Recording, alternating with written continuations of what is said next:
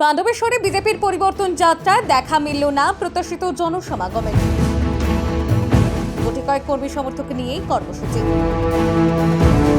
উপস্থিতি কম ঘিরে রাজনৈতিক মহলে আলোচনা।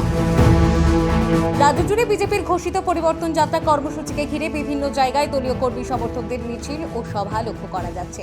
শিল্পাঞ্চলের একাধিক এলাকাতেও এই কর্মসূচি পালন করছে বিজেপি। তবে পাণ্ডবেশ্বরে সেই চিত্রটা ছিল কিছুটা আলাদা। এখানে পরিবর্তন যাত্রা কর্মসূচিতে প্রত্যাশিত জনসমাগম চোখে পড়েনি বলে স্থানীয় সূত্রে জানা গিয়েছে। গুটি কয়েক কর্মী সমর্থককে নিয়েই কর্মসূচি সম্পন্ন করতে দেখা যায়।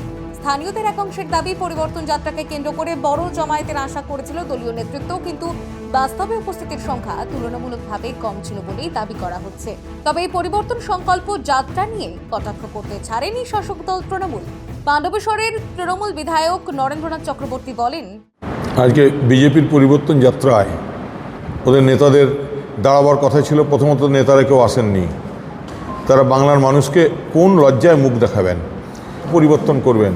অগ্নিমিত্রা পাল, সুভাষ সরকাররা? অগ্নিমিত্রা পাল কিন্তু নিজেই গ্রামের মানুষ, তার এলাকার মানুষ পরিবর্তন করতে চাইছে। সুভাষ সরকারকে তো ইতিমধ্যেই পরিবর্তন করে দেওয়া হয়েছে। তো সুতরাং এই পরিবর্তন যাত্রা পশ্চিম বর্ধমানে এক ফ্লপ শো। তাই পশ্চিম বর্ধমানের মানুষ তাদের প্রত্যাখ্যান করেছেন। লড়াই বাংলার মানুষের সঙ্গে বিজেপির জমিদারি আচরণের, বিজেপি জমিদারি সুলভ অত্যাচারের। তাই পশ্চিম বর্ধমানে নয় এটাই পশ্চিম বর্ধমানের মানুষ আগামী দিনে প্রমাণ করে দেবে। ওদের ইয়েতেই মানুষের যোগদান দেখা যায়নি। চেয়ার দেখা গেছে, পতাকা দেখা গেছে, ঢাকঢোল দেখা গেছে, মাইকে গান দেখা গেছে, কিন্তু মানুষ নেই। জনতা জনার্দনের আশীর্বাদ ওরা পায়ননি, পাবেনও না। এই পরিস্থিতিকে ঘিরে এলাকায় রাজনৈতিক মহলেও নানা আলোচনা শুরু হয়েছে।